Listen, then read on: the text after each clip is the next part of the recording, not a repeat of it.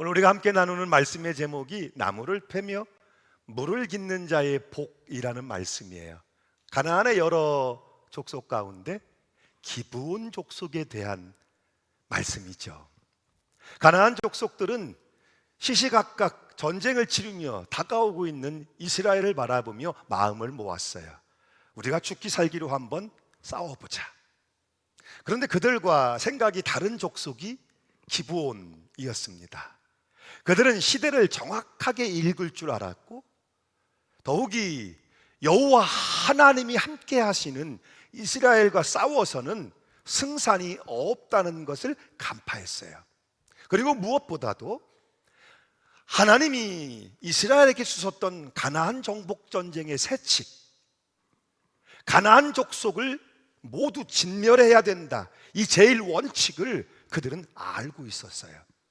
그래서 이스라엘과 화친을 택하고 먼 곳에서 가나안 밖에 멀리서 온 사신들인 것처럼 위장을 시켜서 여호수아를 찾아옵니다. 물론 이스라엘의 리더들 가운데도 의심의 눈초리를 가지고 바라보는 이들이 있었어요. 너희는 우리가 보니까 가나안에 거주하는 족속처럼 보인다, 그렇게 의구심을 드러내는 이들도 있었어요. 위기지요. 그런데 그 위기의 때에 기지, 순발력을 발휘해서 그 위기를 돌파해 냅니다. 여러분, 오늘 말씀의 9장 8절 상반절이죠. 함께 읽어봅니다. 그들이 여호수아에게 이르되 우리는 당신의 종들이니이다 하매 여호수아가 그들에게 묻되 너희는 누구며 어디서 왔느냐 하니 우리가 보기에 너희는 가나안에 거주하는 족속처럼 보이는데 라는 의심의 물음 앞에서 기브온 사람들은 즉답을 피합니다. 그리고 뭐라고 합니까? 우리를 종으로 삼아 주십시오 하고 바짝 엎드리며 비굴할 정도의 모습으로 여호수아와 리더들의 동정심을 유발해 내고 있습니다. 종으로 삼아주세요. 그런데 그냥 종이 아니죠. 여호수아와 이스라엘의 종으로 삼아주세요 라는 말이 8절에도 9절에도 11절에도 연속적으로 등장을 합니다. 자신을 철저히 낮추고 우리를 종 삼아주세요 하는 그들의 태도 앞에서 여호수아의 반응이 바뀝니다. 우리가 보기에 너희는 가나안 사람처럼 보이는데 했던 여호수아가 그러냐? 그러면 너희가 어디서 온 누구냐? 관심, 조금은 누그러진 긍정적인 태도를 가지고 대화를 이루어갑니다. 결국 기브온 족속들의 설명을 듣게 된 여호수아는 그들과 화친 조약을 맺게 됩니다. 그리고 이어지는 말씀이 14절로 15절에 나오고 있죠. 같이 한번 읽어보겠습니다. 14절로 15절 말씀을 함께 읽어봅니다. 시작. 우리가 그들의 양식을 취하고는 어떻게 할지를 여호와께 묻지 아니하고 여호수아가 곧 그들과 화친하여 그들을 살리라는 조약을 맺고 회중 족장들이 그들에게 맹세하였더라. 아멘. 이 말씀을 잘 들어보세요. 무리가 그들의 양식을 취하고 그들이 가지고 온 선물, 조공의 의미가 있겠죠. 그거를 기쁘게 취했어요. 어떻게 할지를 여호와께 묻지 아니하고 여호수아가 곧 그들과 화친하여 다 진멸하라 하는 하나님의 명령은, 가나안 제일 원칙 세칙은 사라졌어요. 그들을 살리리라. 그리고는 모든 회중의 족장들 앞에서 맹세하게 됩니다. 여기서 가장 주목되는 말씀이 여호와께 묻지 아니하고입니다. 여호수아와 이스라엘이 여호와께 묻지 아니하고를 여기 특별히 적어주고 있는 거예요. 즉 여호수아와 이스라엘 지도자들은 하나님께 기도했어야 됐습니다. 이 중요한 문제를 가지고 하나님 앞에 묻고 응답을 받았어야 했습니다. 그런데 하나님께 기도하지 않고 덜썩 기브온 족속과 조약을 맺어 버린 거예요. 거짓에, 속임수에, 위장에 넘어가 선택하고 말았던 것이죠. 왜 그들은 그 속임에 거짓에 넘어갈 수밖에 없었을까요? 먼저 생각해 볼 수 있는 것은 여호수아와 이스라엘이 너무 지쳐 있었다는 거예요. 계속되는 전쟁의 여정이었어요. 너무 피로했고 외로웠다는 사실이에요. 모세가 죽고 지도자의 자리에 올라서고 요단강을 건너 저 엄청난 성 여리고를 직면해 싸우고 아이성에서 패배하고 또 올라가 싸우고 이기고 하는 과정들, 그 전쟁의 연속선상에서 그들은 매우 피곤했고 지쳐 있었어요. 그리고 여러분, 가나안 땅에 그들에게 우호적인 자가 있습니까? 그들을 환영하고 환대하는 자가 있습니까? 만나는 족족, 이름 있는 족속들은 전부 다 이스라엘의 적입니다. 가나안 땅에서 만나는 박수, 환영, 환대는 없습니다. 모두가 적이고 싸워 피 흘리지 않으면 넘어설 수 없는 성이요 산입니다. 이스라엘은 굉장히 고립감, 외로움, 피로감에 속된 말로 쩔어 있었던 거예요. 그런데 기브온 족속이 나타난 거예요.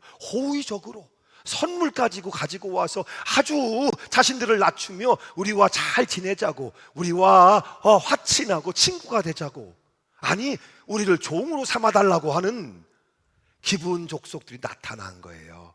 여기에 여호수아와 리더들의 마음이 녹아내려 버릴 수밖에 없었던 거예요. 왜? 그들은 위로가 필요했고 용기가 필요했던 참인데, 아이고야, 이 기브온 족속이야말로 하나님이 보내신 사자들이 아니었겠습니까? 그런데 사실은 어떤 것이었어요? 너무 피곤한 나머지, 그리고 너무 외로운 나머지 인간적으로 판단하고 결정을 내릴 수밖에 없었다는 것이죠. 여러분, 여러분의 육체를 너무 피곤하게 하지 마세요. 여러분의 육체는 여러분 하찮은 것이 아니에요.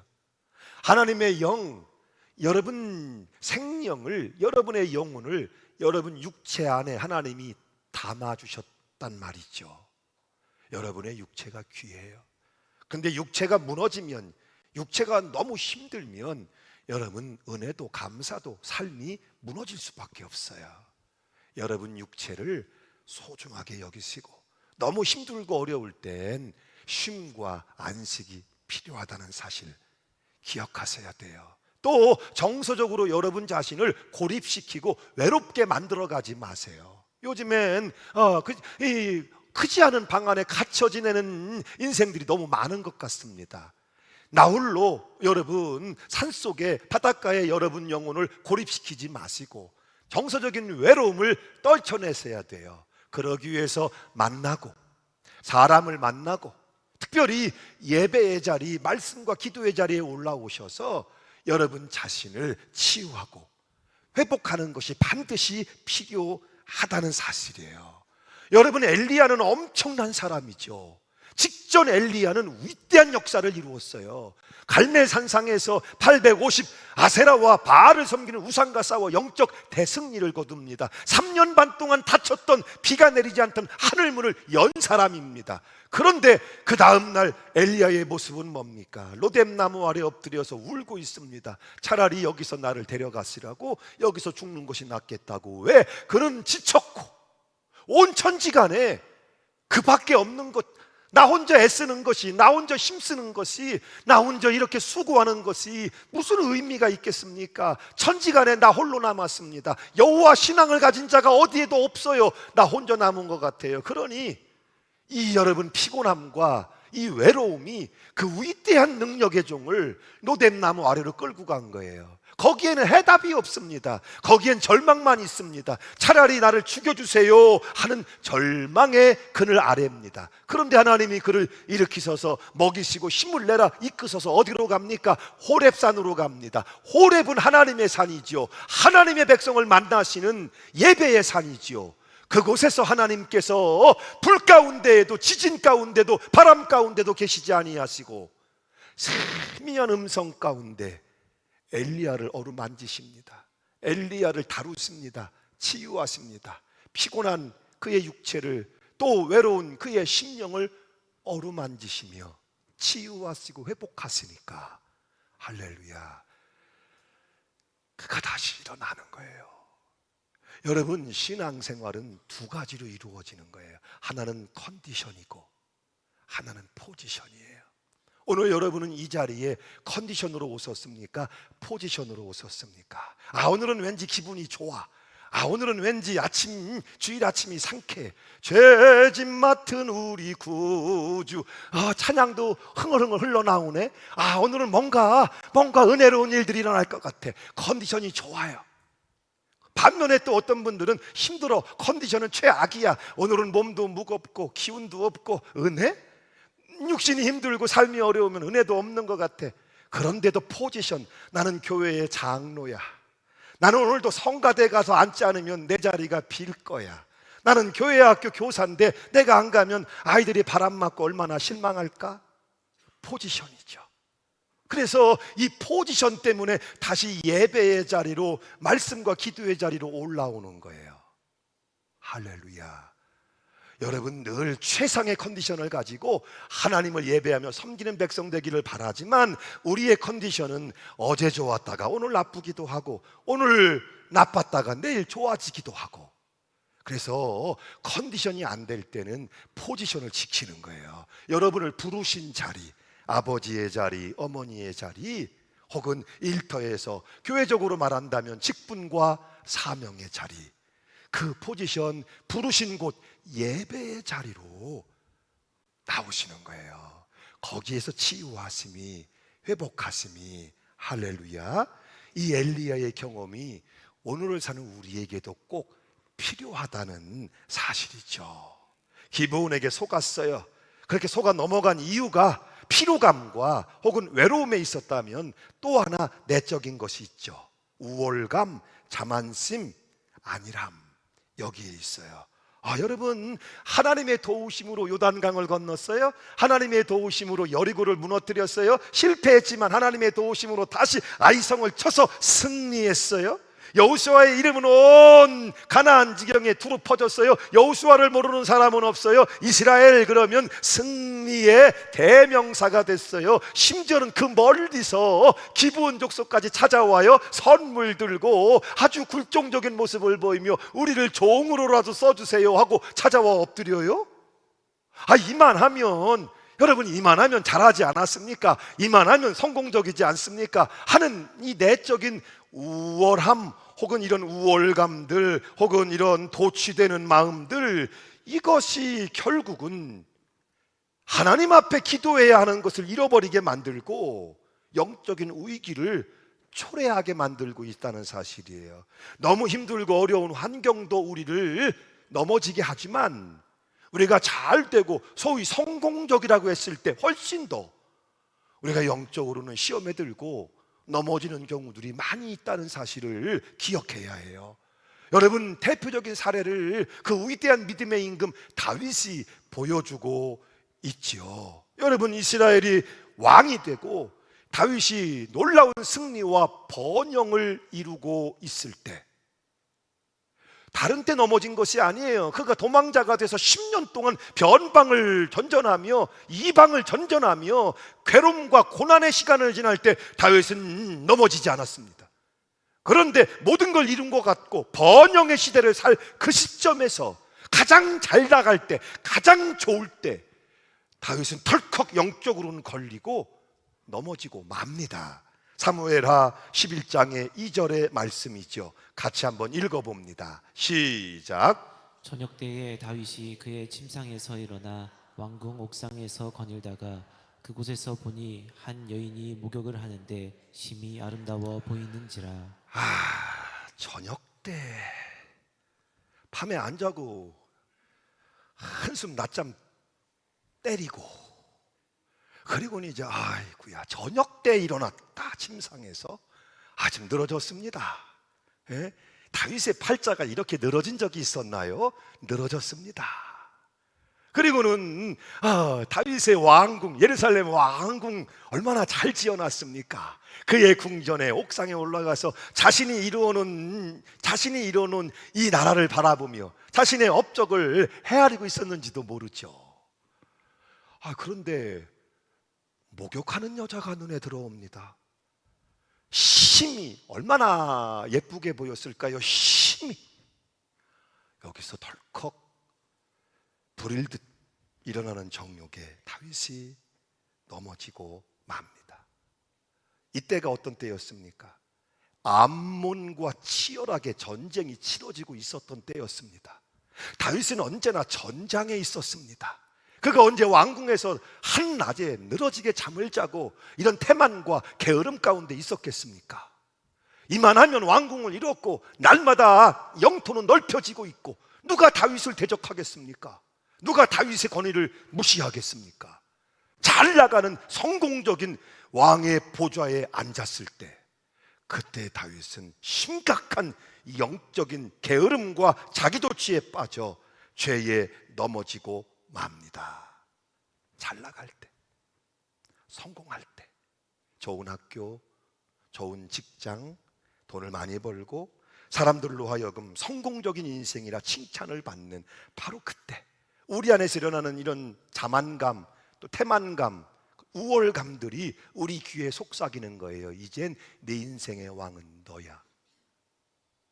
우리에게 속삭일 때, 그때가 하나님의 은혜를 잊어버리는 때요, 사단의 유혹에 걸려 넘어지는 때가 된다는 거예요. 그래서 바울은 빌립보서에서 이루어가는 구원에 대해서 말씀합니다. 빌립보서 2장의 12절이죠. 항상 복종하여 두렵고 떨림으로 너희 구원을 이루라.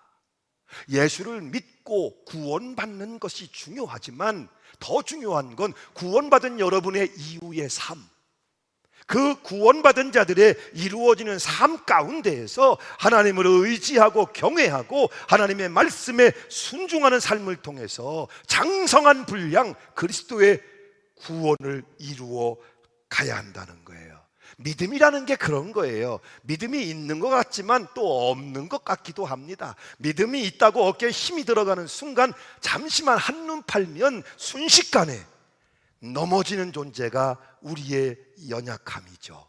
그러므로 우리가 실패의 자리에 있든 성공의 자리에 있든 어떤 순간이든 신앙의 가장 중요한 고백, 하나님이 내 인생의 주인이십니다. 내가 잘 나갈 때에도, 내가 어려울 때에도 내 인생의 주인은 오직 한 분 하나님이신 것을 기억하며 하나님의 말씀, 성령, 위로부터 오시는 하나님의 성령의 권세와 능력을 덧입기를 구해야 할 줄로 믿습니다. 사단은, 여러분, 사단은 광명의 천사로 옵니다. 험악한 얼굴을 하고 와서 여러분 귓전에 대고 으르렁거리는 것이 아니란 말이에요. 위장을 하고 가장을 하고 선물을 들고 믿음이 좋은 척, 호의적인 척 그렇게 찾아옵니다. 왜? 우리를 속이는 자, 거짓의 아비이기 때문이죠. 그런데 덜컥 여러분, 우리가 보이는 대로 보고 판단하면 되겠습니까? 우리의 눈이 여러분을 속일 때가 얼마나 많은데 그 눈으로 보고 그 눈으로 판단하고 이건 팩트야, 현실이야, 사실이야. 그러나 그것은 하나님이 없는 인간적인 결정이요, 하나님 앞에 묻고 하나님께 듣고 인도하심을 받아야 하는 신앙은 아니라는 것이죠. 그러므로 사랑하는 여러분, 기도로 결정해야 할 줄로 믿습니다. 여러분 잊지 마세요. 자녀가 대학에 가는 게 얼마나 중요합니까? 자녀가 직장에 취직하는 것이 얼마나 중요합니까? 사람을 만나고 결혼하는 것이 얼마나 중요합니까? 그런데 하나님께 묻지도 않고 기도하지도 않고 내가 보기에 좋은 대로 여러분이 책임질 수 있겠습니까? 그래요, 여러분은 결정할 수 있어요. 그 결정을 여러분이 책임질 수 있겠습니까? 아니죠. 우리 인생을 지으시고 계획하시고 스케줄을 가지고 인도하시는 분은 하나님이십니다. 하나님께 먼저 겸손하게 묻고 길을 구하고, 할렐루야, 그분의 인도하심을 받아야 할 줄로 믿습니다. 자, 거짓을 가지고 위장을 하고 화치를 냈습니다. 그래서 기브온 족속이 생명의 구원함을 받습니다. 그런데 그들의 속임과 거짓은 대가로 저주를 받아야만 했습니다. 그 내용이 오늘 성경 말씀에 나오고 있죠. 23절 함께 읽겠습니다. 23절 시작. 그러므로 너희가 저주를 받나니 너희가 대를 이어 종이 되어 다 내 하나님의 집을 위하여 나무를 패며 물을 깃는 자가 되리라 하니 저주는 저주인데 자유한 백성인데 종이 되어야 하고 일생뿐만 아니라 대대로 꼼짝없이 나무를 패며 물을 깃는 자가 되어야 한다. 저주는 저주인데 어디에서 이루어집니까? 하나님의 성전에서 누구를 도와서 예배하는 제사장들 레위 지파를 도와서 하나님께 제사하는, 그렇지요, 나무를 패고 물을 길어오는 거룩한 사역의 종이 됩니다. 중요한 건 개인적인 종이 아니라 하나님의 집에서 성전에 소속된 종이 되었다는 사실이에요. 저주는 맞는데 그 저주가 하나님 안에 거하는, 하나님을 예배하는, 하나님을 섬기는 그 과정을 통해서 그들은 회개할 수 있는 기회와 치유와 회복하시는 은혜를 받을 수 있게 되었다는 것이죠. 이것이 하나님의 마음이에요. 책망하시지만, 혹은 하나님께서 대가를 지불하게 하시지만 그 가운데에도 은혜를 허락하시고 구원을 기뻐하시는 하나님의 마음이에요. 특별히 여기 종이라는 말은 에베드라는 히브리어 말을 쓰고 있어요. 에베드라는 말은 예배자라는 말입니다. 예배자가 기브온 족속이 그 예배의 자리에 서게 된 것이죠. 할렐루야. 여러분, 실제로 이 기브온 족속은 다른 가나안 족속과 다르게 다른 가나안 족속들은 영원히 이스라엘과 대적하는 자들이 됩니다. 그러나 기브온 족속은 철저하게 거룩한 백성 이스라엘에 동화됩니다. 그리고 포로기 이후 귀환했을 때, 여러분 느헤미야를 통해서 예루살렘 성이 중수되고 재건될 때 가장 주도적인 역할, 그 상을 받았던 족속이 바로 기브온 족속입니다. 사랑하는 여러분, 우리 인생에 실패가 올 때, 우리 인생이 너무 힘들어 무너질 때, 내 인생이 이렇게 망가짐을 보며 손을 쓸 수 없을 때, 그때 우리는 주 안 예배의 자리로 기쁘게 종 되기를, 세상의 종, 죄의 종이 아니라 하나님을 섬기는 종이 되기를 기뻐하며 예배하고 기도하는 자리로 나와야 할 줄로 믿습니다. 나무를 패며 물을 깃는 종이어도 그곳에는 기쁨이 있고 평안이 있고 회복이 있고 은혜가 있기 때문이에요. 오늘 이 자리에 어떤 삶의 모습을 가지고 올라오셨어요? 어떤 신앙의 모습을 가지고 올라오셨어요? 나무를 패며 물을 깃는 자, 그러나 하나님의 성전에서 예배하는 자에게 허락하시는 그 놀라운 기회, 회복의 은총이 저와 여러분에게도 있기를 바랍니다. 조용히 눈을 감고 오늘 말씀을 마음에 새기겠습니다. 주의 궁정에서의 한 날이 다른 곳에서의 첫날보다 나은즉 악인의 장막에 사는 것보다 내 하나님의 성전 문지기로 있는 것이 좋사오니. 기브온은 이스라엘과 여호수아를 속이고 조약을 맺은 이후로 저주를 받아 성전에서 나무를 패며 물을 깃는 자로 살았습니다. 기브온의 입장에서 당장에는 답답하고 힘든 일일 수 있었습니다. 하지만 기브온이 성전에서 보내는 시간은 회개의 시간이었고 예배를 돕고 말씀을 듣고 예배자의 삶을 배우면서 하나님의 자녀가 되는 복을 누리게 됩니다. 저주받은 자리라고 생각했는데 시간이 지나 보니까 그 자리가 축복의 자리가 되었습니다. 오늘 내 삶의 자리가 저주받은 자리 같을지라도 그곳을 성전 삼아 지나온 삶의 죄를 회개하고 나무를 패고 물을 기르며 예배하는 삶을 살아야 합니다. 시간이 흘러 하나님의 때가 되면 저주 같았던 삶의 자리가 축복의 자리로 바뀌어 있는 것을 반드시 발견하게 될 것입니다. 오늘도 삶의 자리를 성전 삼아 예배하는 자들, 하나님의 성전에서 나무를 패고 물을 깃는 예배자들 모두에게 하나님의 축복이 반드시 있을 것입니다. 아멘. 일어나서서 이 마음으로 결단하고 찬양합니다.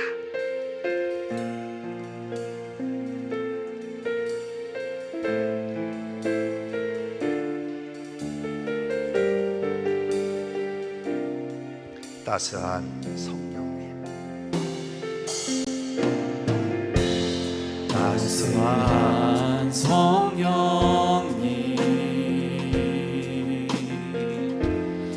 마음으로 보내 내 몸을 감싸며 주어지는 평안함, 만족함을 느끼네. 사랑과 진리에 한 줄기 빛 보내 내 몸을 감싸며 주어지는 평안함, 그 사랑을 느끼는 부르신 곳에서 나는 예배하네. 어떤 상황에도 나는 예배하네. 부르신 곳에서 나는 예배하네. 어떤 상황에도 나는 예배. 부르신 곳에서 부르신 곳에서 나는 예배하네. 어떤 상황에도 나는 예배하네. 부르신 곳에서 나는 예배하네. 어떤 상황에도 나는 예배. 내가 걸어갈 때, 내가 걸어갈 때 길이 되고 살아갈 때 삶이 되는 그곳에서 예배하네. 내가 걸어갈 때 길이 되고 살아갈 때 삶이 되는 그곳에서 예배하네. 곳에서 나는 예배하네. 어떤 상황에도 나는 예배하네. 부르신 곳에서 나는 예배하네. 어떤 상황에도 나는 예배하네. 하나님, 이 시대에 예배자들이 여기 있습니다. 주의 성전에 있습니다. 예배자로 세상을 향해 문 열고 나갑니다. 함께하여 주옵소서. 도우심과 인도하심을 나타내시옵소서. 그러므로 모든 실패의 자리들이, 모든 저주의 자리들이, 모든 책망과 또한 심판의 자리들이 변하여 구원되게 하시고 소망되게 하시고 치유와 회복이 넘치게 하여 주사 하나님 앞에 거룩한 백성, 축복의 백성들로 서게 하여 주시옵소서.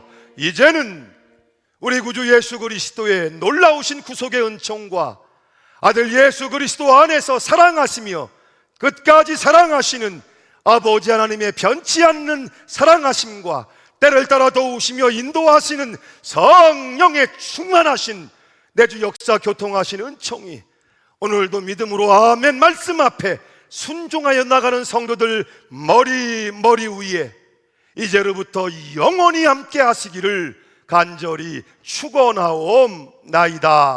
아멘.